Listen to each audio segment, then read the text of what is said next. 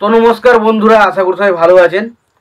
তো যেটা এখন মূল বিষয় হয়ে গেছে যে আফরান নিশো ভার্সেস সাকিব খান, এই যে কন্ট্রোভার্সিটা, এটা নিয়ে কিন্তু তুমুল আলোচনা চলছে।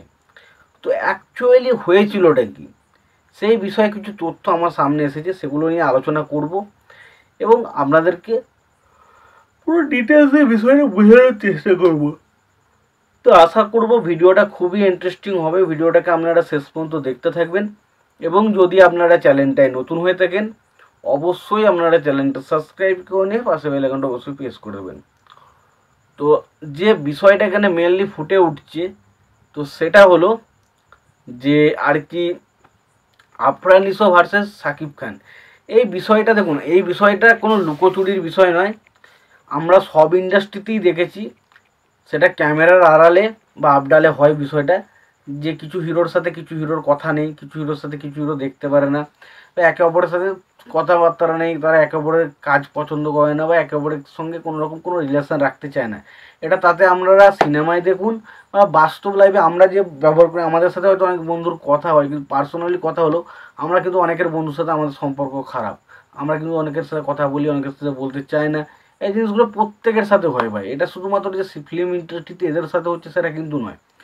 এবার বিষয়টা হচ্ছে কি, মানে এইখানে মূল যে বিষয়টা হয়ে গেছে যে সাকিব খানের তাণ্ডব সিনেমায় লিড চরিত্র তো সাকিব খান।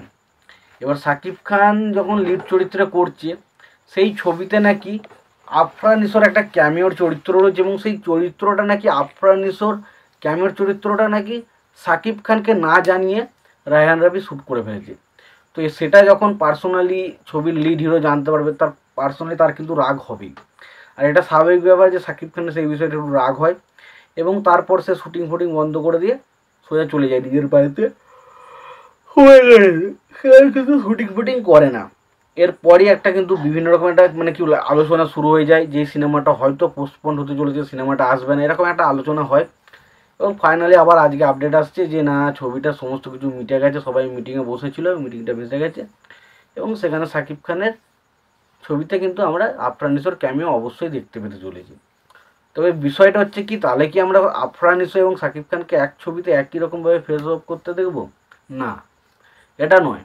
সাকিব খান ছবিতে লিড চরিত্রে থাকবে, সাকিব খানের ছবিটা যেখানে শেষ হচ্ছে তার পার্ট 2 আসবে এবং এখানে একটা অন্যরকম ক্যামিও চরিত্র দিয়ে আমরা কিন্তু আমরা কিন্তু মানে আর কি সুরঙ্গ যে সিনেমাটা আসছে, মাসুদের যে ক্যারেক্টারটা, মানে আর কি ক্যারেক্টারটা আর কি আফরান নিশো, সেই ক্যারেক্টারটার উপরে ভিত্তি করে কিন্তু সুরঙ্গ পার্ট 2 আসতে চলেছে এবং সেই কারণে ছবিটার মধ্যে এইভাবে একটা পার্ট করে একটা ইউনিভার্সাল কিন্তু পার্ট করা হচ্ছে। এবার দেখা যাক কিরম কি হয় সব শেষে। তবে দেখুন বিষয়টা হচ্ছে, দেখুন এখানে মেন যেটা সমস্যা মনে হয় সেটা হচ্ছে ইগো সমস্যা, যেখানে সাকিব খান কখনোই কিন্তু আফরান নিশোকে পছন্দ করে না এবং আফরান নিশোও কিন্তু কখনোই খুব একটা সাকিব খানকে পছন্দ করে না। আমরা বিভিন্ন রকমের যে ইন্টারভিউ, বিভিন্ন রকম যে প্রশ্ন সিচুয়েশনগুলো দেখি, সেখান থেকে আমরা মোটামুটি আন্দাজ করতে পেরেছি। তো আমরা সামনাসামনি হয়তো কিছু জিনিস জানতে না পারলেও ভেতরে ভেতরে কিছু জিনিস অবশ্যই হয়েছে। আশা করবো সেই জিনিসটা, আশা করি এই ছবির পর মিটিয়ে যাবে এবং সেগুলো নিয়ে কোনো রকম কোনো দ্বন্দ্ব থাকবে বলে আমি মনে করি না। তবে দুজনাই একটা ছবিতে থাকা এটা খুবই লাভজনক, মানে বাংলা ইন্ডাস্ট্রির পক্ষে বা বাংলা সিনেমার পক্ষে কিন্তু খুবই লাভজনক। তোমাদের এই বিষয়ে কি মতামত তোমরা অবশ্যই জানিও। ভিডিওটি ভালো লাগে তাহলে লাইক কমেন্ট শেয়ার করে দিও। চ্যানেলটা নতুন হয়ে থাকলে অবশ্যই তোমরা চ্যানেলটা সাবস্ক্রাইব করে নিও, পাশে বেল আইকনটা অবশ্যই প্রেস করে দিও। ভালো থেকো, সুস্থ থেকো, দেখাচ্ছি।